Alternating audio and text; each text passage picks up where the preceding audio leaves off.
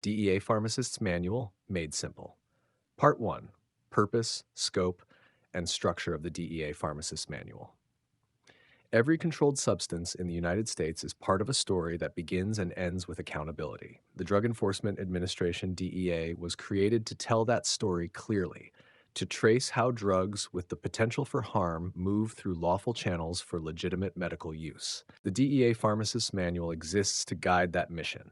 It's not a collection of abstract regulations. It's the daily rule book that defines how pharmacists safeguard controlled substances, interpret prescriptions, and uphold the integrity of the supply chain. The mission of the DEA.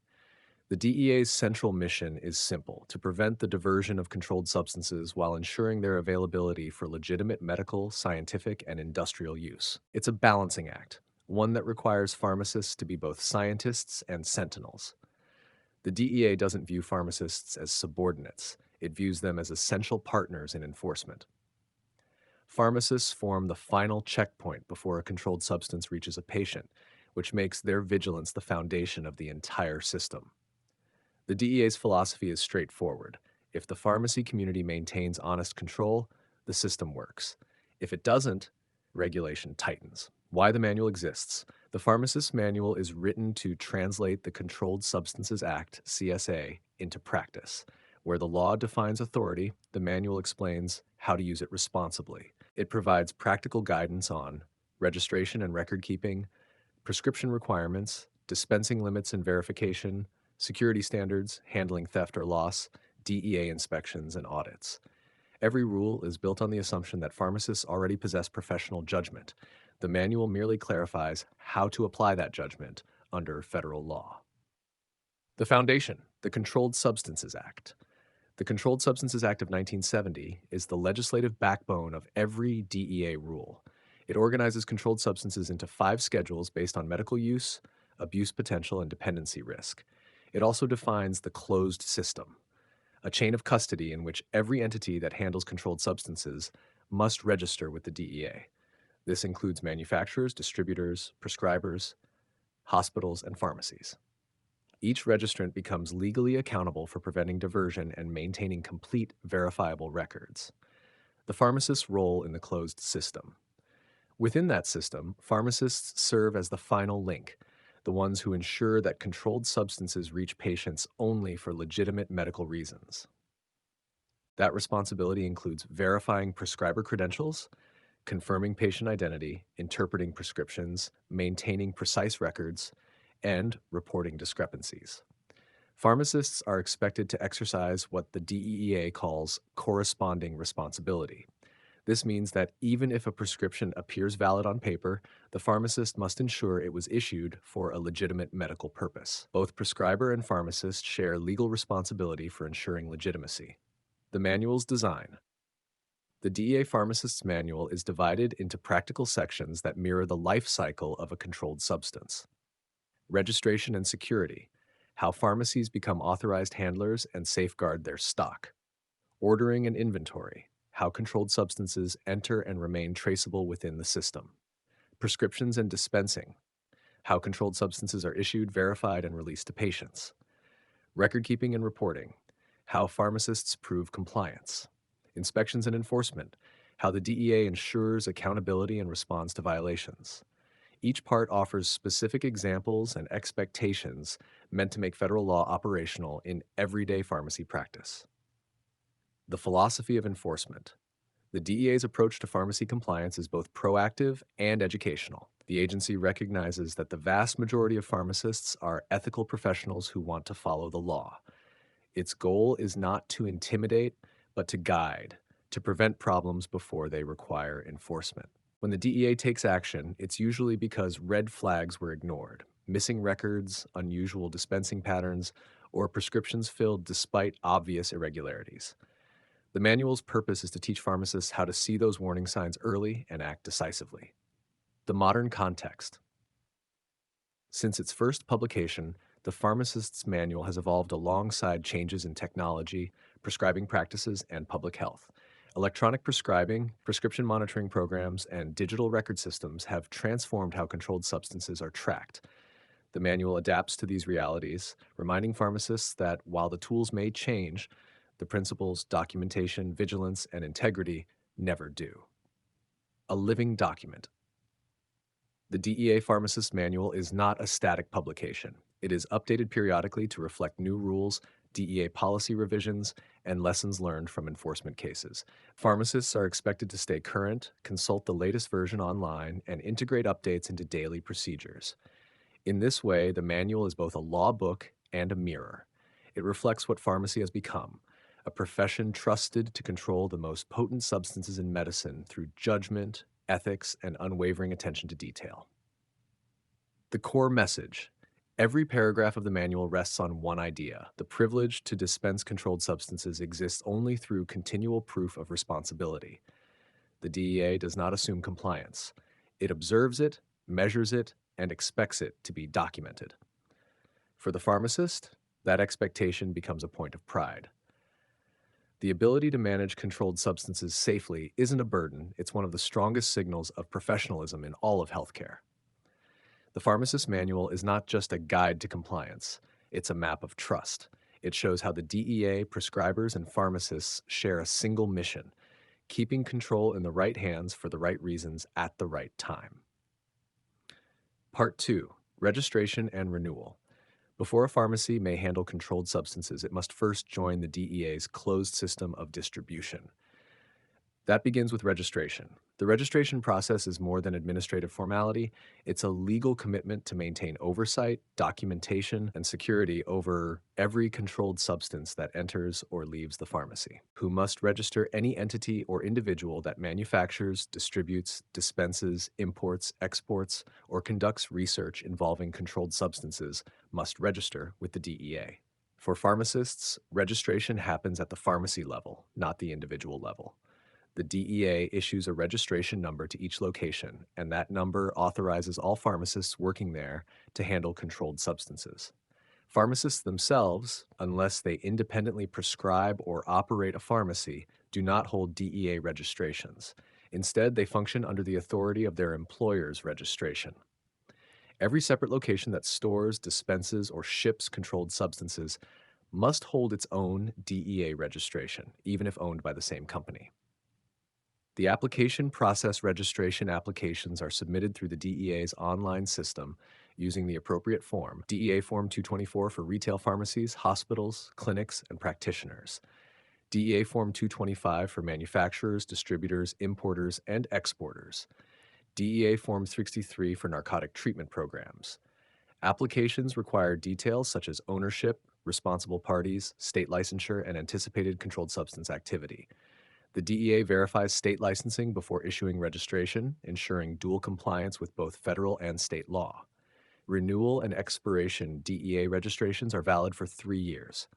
Renewal notices are typically sent to the registrant's address or email about 45 days before expiration. Renewal is completed electronically using DEA Form 224A. If a registration lapses, the pharmacy must immediately stop dispensing controlled substances until it is renewed. Filling or ordering controlled drugs under an expired registration is a federal offense, even if the delay was unintentional. To avoid lapses, pharmacists should track expiration dates and delegate renewal responsibility clearly, ideally to the pharmacist in charge. Modifications and terminations. If a pharmacy changes address, ownership, or business name, the DEA must be notified in writing. A registration cannot be transferred to a new owner or location. A new registration is required.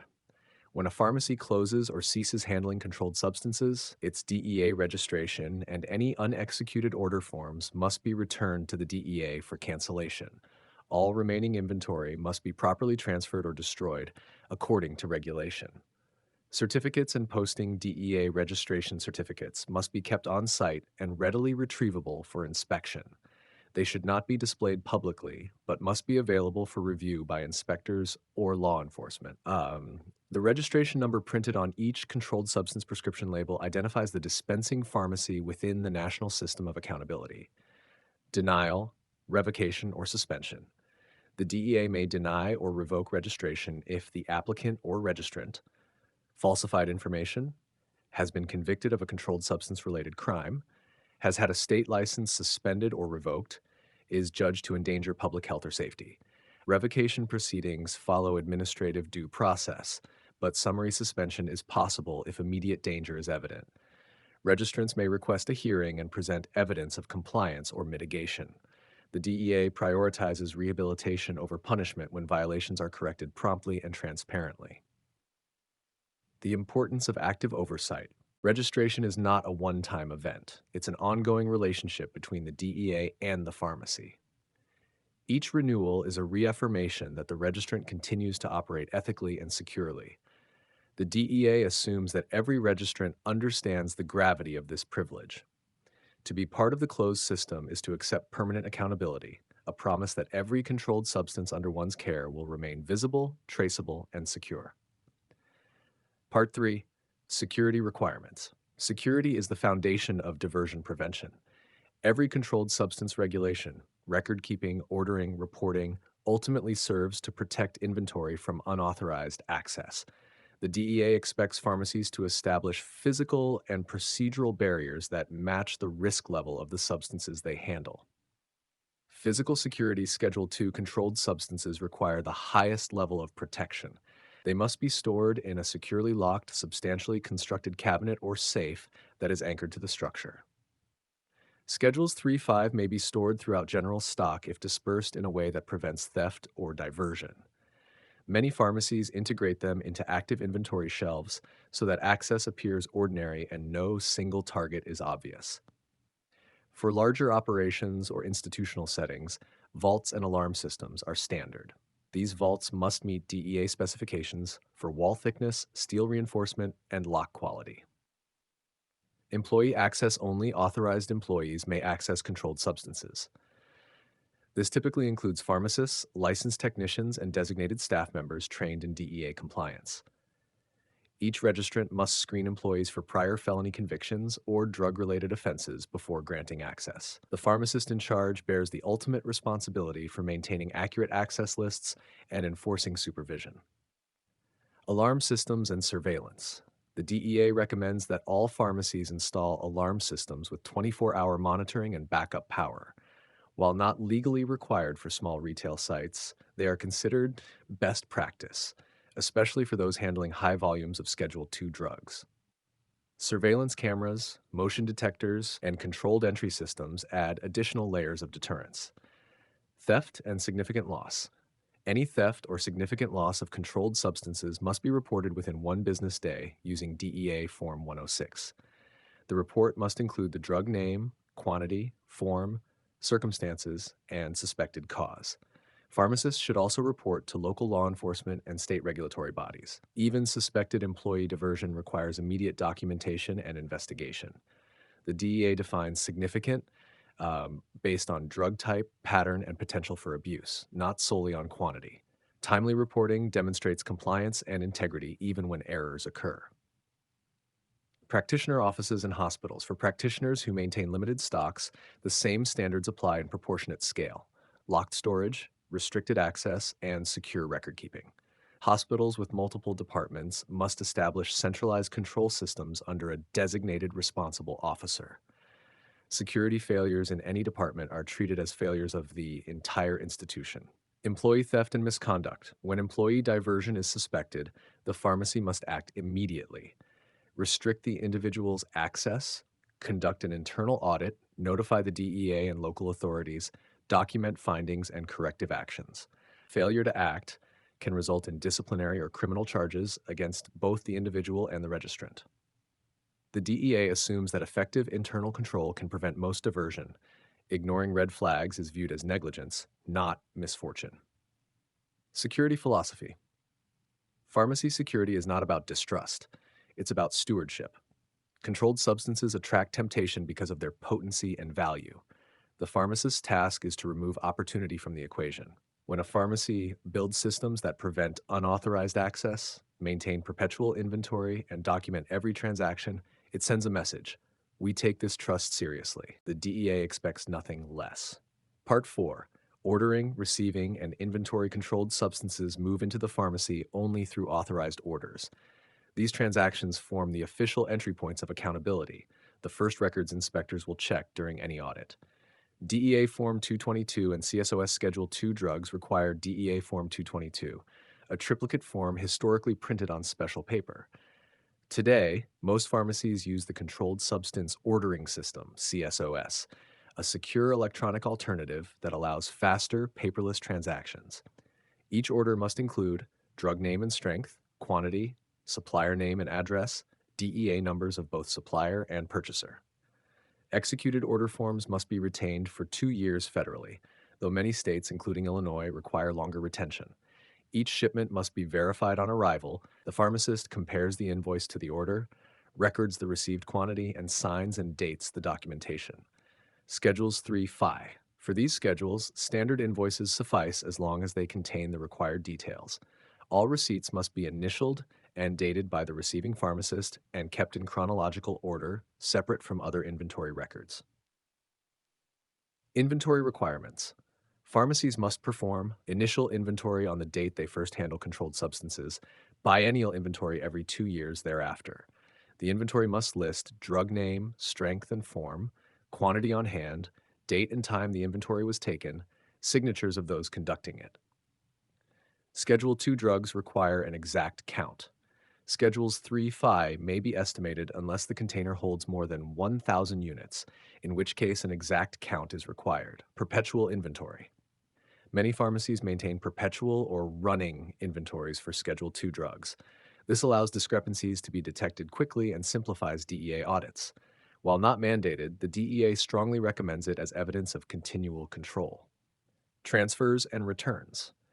Pharmacies may transfer controlled substances to other registrants using the same documentation required for purchases. Form 222 for Schedule 2, invoices for 3V. Transfers cannot exceed 5% of total annual controlled substance transactions without reclassification as a distributor. Expired or recalled stock must be transferred to a registered reverse distributor for destruction. Record retention.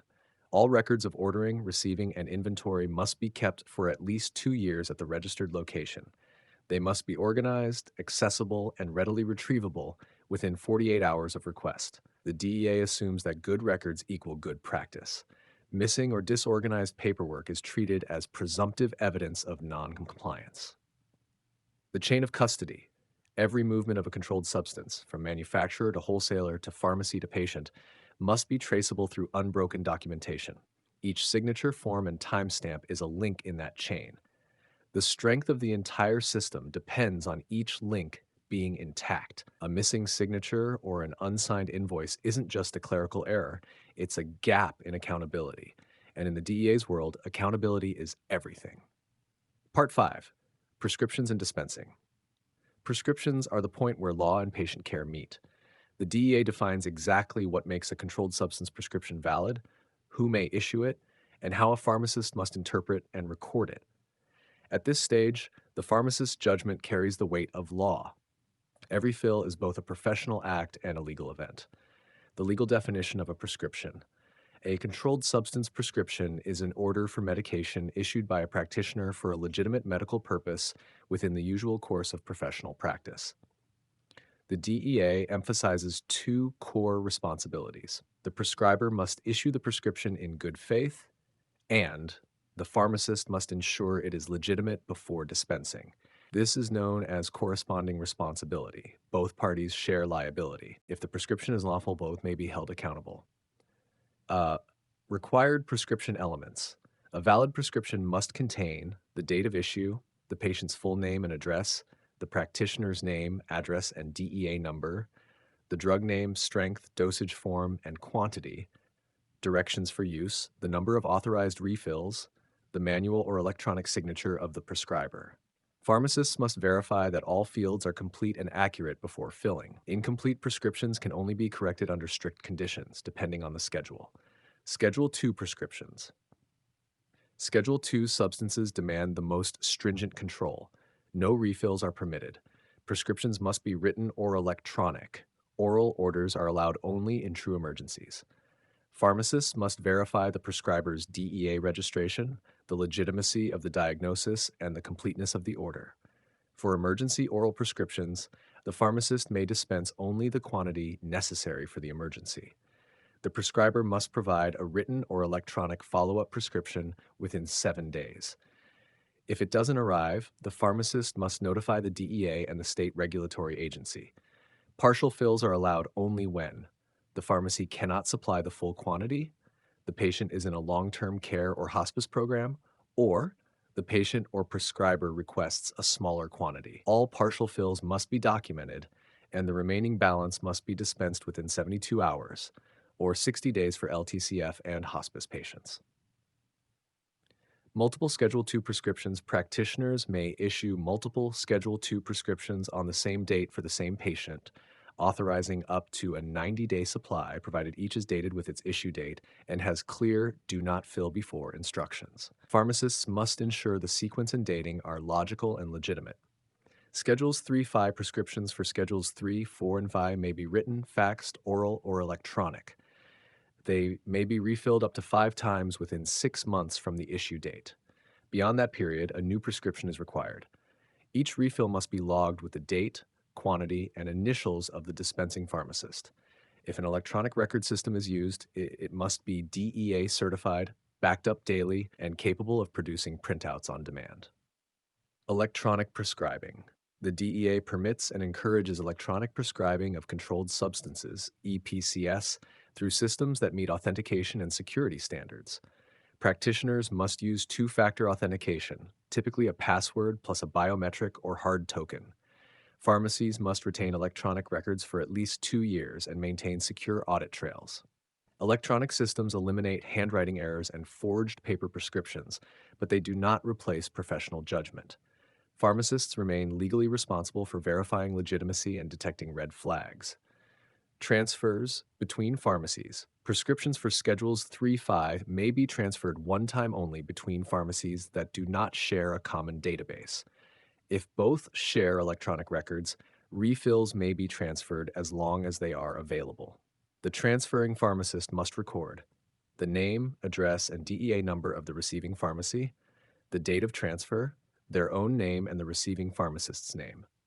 The receiving pharmacist must note transfer on the prescription and include the original prescription number, issue date, and remaining refills. Schedule II prescriptions cannot be transferred after filling. Faxed prescriptions. The DEA allows faxed prescriptions for Schedules 3V as original orders and Schedule II in 3 specific cases: for patients in long-term care facilities, for hospice patients, for compounded injectable preparations. In these cases, the fax serves as the original prescription. For all other Schedule II cases, a faxed copy is merely a placeholder until the written or electronic original arrives. Corresponding responsibility in practice. The DEA expects pharmacists to exercise judgment, not just compliance. Red flags that must trigger review include prescriptions for unusually high doses or quantities, multiple patients from the same prescriber receiving identical drugs, patients traveling long distances for controlled medications, cocktail combinations of opioids, benzodiazepines, and muscle relaxants, frequent early refill requests. Pharmacists must resolve these concerns before dispensing, documenting all actions and communications. Failure to do so can constitute knowingly dispensing an illegitimate prescription, one of the most serious violations under the CSA. Labeling and packaging. Dispensed controlled substances must bear a label showing pharmacy name and address, serial or prescription number, patient and prescriber names, directions for use, the statement, "Caution: federal law prohibits the transfer of this drug to any person other than the patient for whom it was prescribed."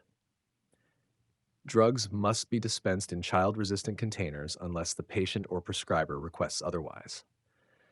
Institutional orders. In hospitals and institutional settings, controlled substance orders are recorded in medication administration records rather than traditional prescriptions. Each dose administered must be logged, and all wastage must be witnessed and documented by at least 2 licensed staff members. Accountability remains personal. Every individual who handles the medication signs their name into the chain of custody. Dispensing philosophy. The DEA does not expect pharmacists to act as detectives, but it does expect vigilance. The guiding principle is simple: when in doubt, verify. Contact the prescriber, check the PDMP, question inconsistencies, and document every step. The pharmacist's role is not to deny care, but to ensure that care is legitimate. Each prescription is an opportunity to protect both the patient and the profession, a moment where law and compassion align through diligence. Part 6. Record keeping and reporting. Documentation is the backbone of DEA compliance. Every order, receipt, inventory, transfer, and prescription creates a trail that must be maintained and retrievable.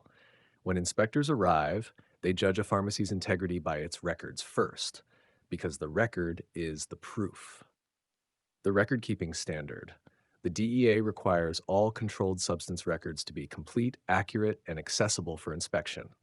These records must allow every controlled substance transaction to be reconstructed from acquisition to final dispensing. The DEA's rule of thumb is that a compliant pharmacy should be auditable in a day. If a DEA agent cannot confirm where drugs came from, where they went, and how many remain, the pharmacy is out of compliance. Required record categories. Pharmacies must maintain records for DEA registration and renewal, DEA Form 222, and CSOS orders, invoices for Schedules 3Vi, initial and biennial inventories, receipts and transfers, prescriptions and refills, DEA Form 41 for destruction, DEA Form 106 for theft or loss. All controlled substance records must be retained for at least 2 years under federal law. Many states extend this to 5. The 3-file system pharmacies must maintain prescriptions in one of the following ways. 3 separate files, Schedule 2, Schedules 3 to V, non-controlled, or a unified file if controlled prescriptions are marked with a red C or electronically flagged for quick retrieval. Paper or electronic, the goal is the same. The DEA must be able to distinguish controlled from non-controlled at a glance. Electronic record systems, DEA-approved systems, must maintain immutable audit trails that record every action, additions, deletions, modifications, and users. All data must be backed up daily and protected from alteration. Pharmacies using electronic systems are expected to periodically verify data integrity, ensuring no corruption or unauthorized edits. Electronic efficiency never replaces the need for vigilance. The responsibility remains human. Reporting loss or theft. Any significant loss or theft of controlled substances must be reported immediately using DEA Form 106. Losses must also be reported to local law enforcement and state regulators. Significant depends on the circumstances. A missing vial of fentanyl may be more serious than a small number of tablets. Prompt reporting demonstrates accountability and prevents suspicion of concealment. Destruction and disposal. When a pharmacy destroys controlled substances, it must document the event using DEA Form 41. Destruction must render the drug non-retrievable and be witnessed by at least 2 authorized individuals. Alternatively, expired drugs may be sent to a registered reverse distributor using appropriate documentation. Form 222 for Schedule 2, invoices for 3Fi. Prescription drug monitoring. The DEA works alongside state prescription drug monitoring programs, PDMPs, to identify trends in abuse and diversion. Pharmacies must report controlled substance dispensing data to their state PDMPs according to local law. Failure to report can be interpreted as a compliance lapse, even if unintentional. The PDMP is not an intrusion. It is the nation's collective audit log. Every data point protects another patient from harm. Maintaining professional integrity. Record keeping is not paperwork for its own sake. It is proof of professional discipline. A pharmacy that keeps organized, complete records earns the DEA's trust, and that trust means fewer problems, fewer audits, and greater professional credibility. When your records can explain your actions better than you can, you've reached the standard the DEA expects. Part 7. Inspections, audits, and enforcement.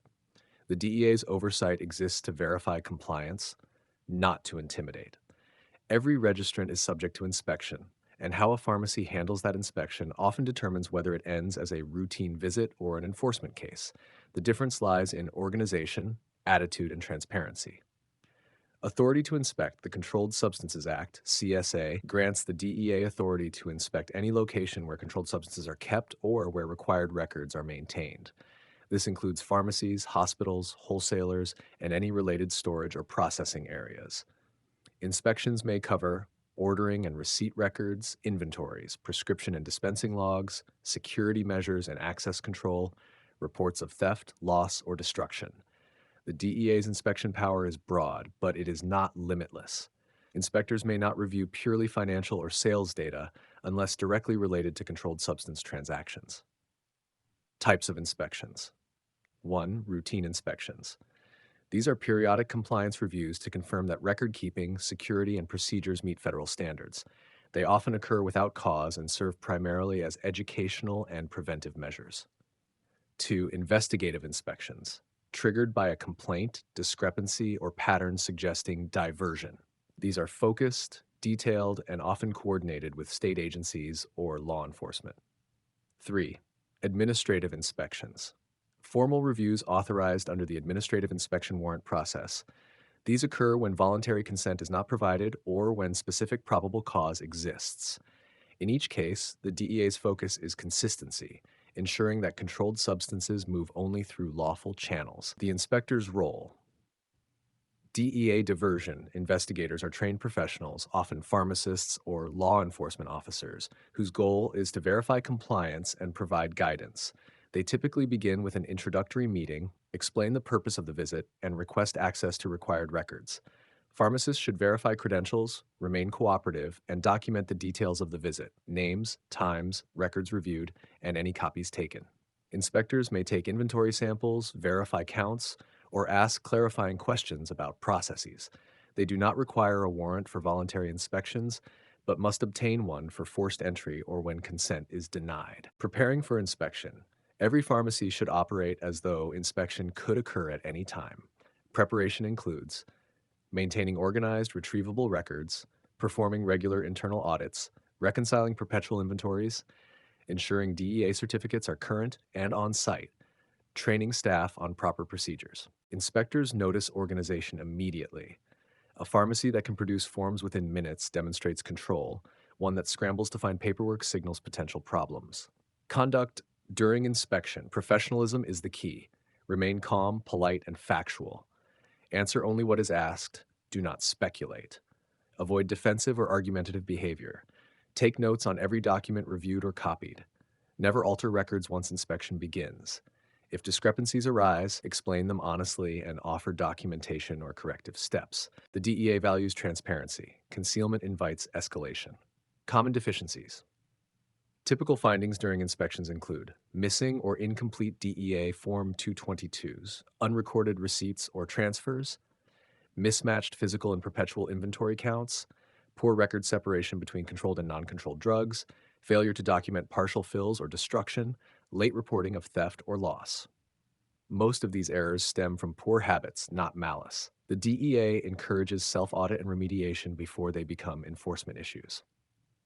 Corrective action plans. When violations are discovered, the DEA may issue a notice of inspection findings or administrative warning. The registrant is expected to submit a corrective action plan detailing how and when each deficiency will be resolved. Follow-through matters. Promises without evidence carry little weight. Documentation of new procedures, staff training, and internal audits demonstrate genuine reform. Enforcement actions. If serious violations or intentional diversion are found, the DEA may pursue one or more of the following. Administrative actions. Suspension or revocation of registration, fines, or probationary oversight. Civil actions. Monetary penalties for record keeping or reporting violations.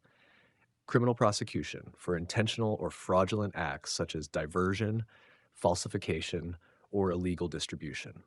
In severe cases, the DEA can immediately suspend a registration if continued operation poses an imminent danger to public health or safety. Hearing and appeal registrants have the right to a hearing before an administrative law judge for proposed suspensions or revocations. They may present evidence, call witnesses, and demonstrate compliance efforts. The judge then issues recommendations to the DEA administrator, whose decision can be appealed through the federal court system. This process ensures fairness, but prevention remains far easier than defense. Cooperation with state boards. The DEA works closely with state boards of pharmacy, often conducting joint inspections. State violations can trigger federal review, and federal findings may result in state discipline. Consistency between state and federal compliance is crucial. Maintaining one but not the other invites scrutiny. The inspector's perspective. DEA investigators often note that compliant pharmacies share common traits: clear accountability at every level, a culture of documentation, active oversight by the pharmacist in charge, prompt response to discrepancies. They also note that violations often occur where leadership is absent, records are delegated without review, or staff misunderstand the gravity of controlled substance handling. The DEA's enforcement goal is not punishment, it's deterrence through education. The manual serves as both the playbook and the warning label. Inspections as partnership. When a pharmacy treats inspection as collaboration rather than confrontation, the outcome almost always favors the registrant. The DEA values honesty, organization, and good faith. An inspector's visit is a stress test of integrity. A pharmacy that runs cleanly, where every controlled substance can be traced, every form located, every discrepancy explained, demonstrates what the system was designed to achieve: control through transparency. That, more than any policy, is the true goal of DEA inspection. Part 8: Penalties, Sanctions, and Professional Accountability. The DEA's enforcement system operates on proportionality. The consequence should fit both the violation and the violator's intent. Most pharmacists never encounter punitive action, but understanding how penalties work reinforces why prevention is so critical. Administrative sanctions. Administrative sanctions are regulatory, not criminal. They address errors, negligence, or record-keeping failures that compromise accountability without proving intent to divert. Examples include incomplete or missing records, security deficiencies, late reporting of theft or loss, operating with expired registration. Possible outcomes: warning letter, formal notice requiring correction, monetary fines, typically for repeat violations, probation or monitoring requiring periodic reports or audits, suspension or revocation for continued or serious noncompliance. These actions appear on the registrant's DEA record and may affect future licensing or employment. Civil penalties. The CSA authorizes significant financial penalties for violations. For example, failure to maintain accurate records can result in fines exceeding $10,000 per violation.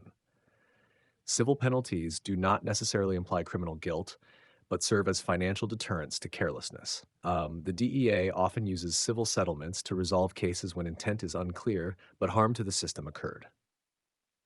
Criminal penalties. Criminal prosecution applies when there is evidence of intent: knowingly falsifying records, distributing without prescription, or diverting drugs for personal or commercial gain.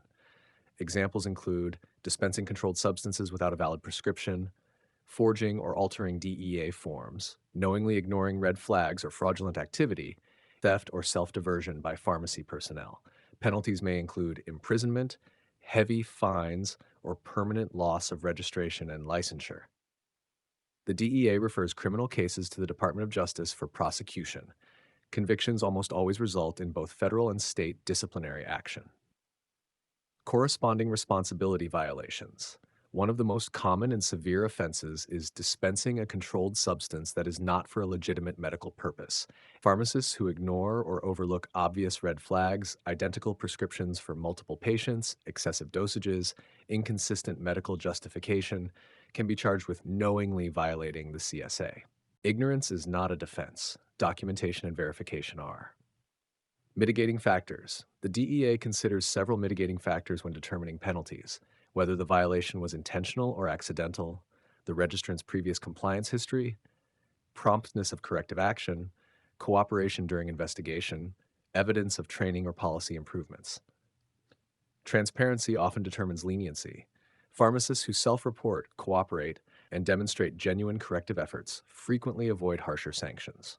The role of the pharmacist in charge.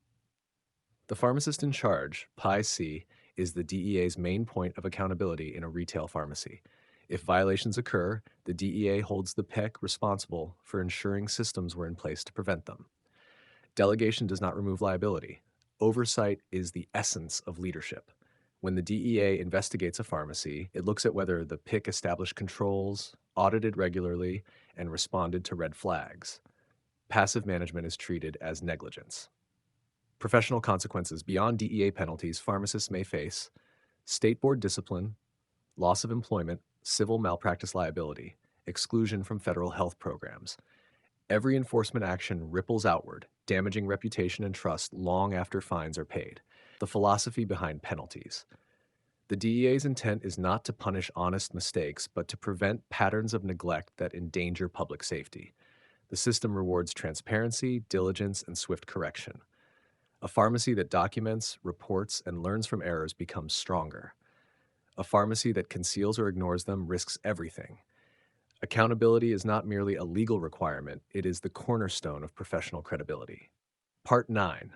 The evolving role of the pharmacist. Pharmacy practice has evolved from dispensing to decision-making. The DEA recognizes that pharmacists now occupy a frontline position in the national effort to balance access with control. From dispenser to gatekeeper, pharmacists once filled prescriptions unquestioningly. Today, they are expected to interpret, verify, and intervene when necessary. This transformation places them at the intersection of medicine, law, and ethics. The DEA views pharmacists as guardians of the closed system, professionals uniquely positioned to detect diversion before it becomes crisis. Tools for oversight. Modern technology has strengthened that role. PDMP databases track statewide controlled substance use. Electronic prescribing systems prevent forgery. Data analytics flag abnormal patterns by prescriber or patient. The pharmacist's task is to interpret these tools wisely, not as barriers, but as guides. Collaboration with prescribers. The DEA encourages open communication between pharmacists and prescribers. A phone call to clarify a questionable prescription is not confrontation, it's collaboration. When uncertainty arises, pharmacists should verify diagnosis, dosage, and treatment duration directly with the practitioner. Documentation of these interactions provides legal protection and strengthens patient safety. Education and continuing competence. The DEA emphasizes ongoing education. Pharmacists are expected to stay current on new controlled substance scheduling, opioid stewardship, diversion trends, federal and state regulatory changes. Knowledge is prevention, and prevention is compliance. Public health and harm reduction. The pharmacist's role has expanded into harm reduction, distributing naloxone, counseling on opioid safety, and supporting recovery initiatives. This reflects a shift from enforcement to compassion, using control to protect life rather than restrict it. Pharmacists now help bridge the gap between regulation and rehabilitation. Trust and accountability. The DEA entrusts pharmacists with power unmatched in most professions, the authority to decide whether a controlled substance leaves the shelf. That trust is earned daily through documentation, diligence, and moral clarity. When pharmacists exercise judgment with confidence and humility, they embody the purpose of the Controlled Substances Act, ensuring that dangerous drugs remain powerful tools of healing, never instruments of harm. Part 10. The future of DEA regulation. The final message of the DEA Pharmacist's Manual is not fear, but foresight. Controlled substance regulation continues to evolve, shaped by technology, addiction science, and the growing partnership between enforcement and healthcare. Towards smarter control. The next generation of DEA policy emphasizes precision over punishment. Future initiatives include integrated federal-state data networks for real-time prescription monitoring, AI-driven auditing of distribution chains, automated suspicious order detection for wholesalers and pharmacies, enhanced electronic prescribing standards with biometric verification. These tools will allow faster intervention without impeding legitimate care. Collaboration over isolation. The DEA recognizes that pharmacists cannot fight diversion alone. Collaboration among prescribers, law enforcement, and public health agencies is essential. The manual's evolution reflects a new model, shared responsibility for shared safety. When pharmacists act as partners rather than subjects of enforcement, they help shape future policy. Adapting to new substances. Synthetic opioids, designer stimulants, and novel benzodiazepines will continue to test the limits of scheduling. The DEA is moving toward temporary emergency scheduling authority and faster data-driven responses to new threats. Pharmacists must remain agile, updating their knowledge as the chemical landscape changes. Technology, privacy, and ethics. As electronic tracking expands, the DEA faces the challenge of balancing oversight with patient privacy. Pharmacists must handle data ethically, ensuring that confidentiality remains sacred even within transparent systems. Trust, once lost, cannot be regulated back into existence. It must be maintained through professional conduct. The profession's promise. Ultimately, the pharmacist's role under DEA law is not just compliance, it's guardianship. Each controlled substance prescription represents the intersection of science, compassion, and law. The DEA expects pharmacists to honor that intersection by acting as both gatekeepers and advocates. Gatekeepers by preventing diversion and misuse. Advocates by ensuring access to necessary medication for those in pain or recovery. Closing reflection. The pharmacist's manual ends where it began, with trust. The DEA's authority exists because the public must believe that controlled substances are exactly that, controlled. Pharmacists make that belief real. Through their vigilance, their ethics, and their records, they prove daily that control is not about restriction, it's about stewardship. The DEA calls it compliance. Pharmacy calls it professionalism. In truth, it is both, and it defines what it means to be a pharmacist in the modern era of accountability and care.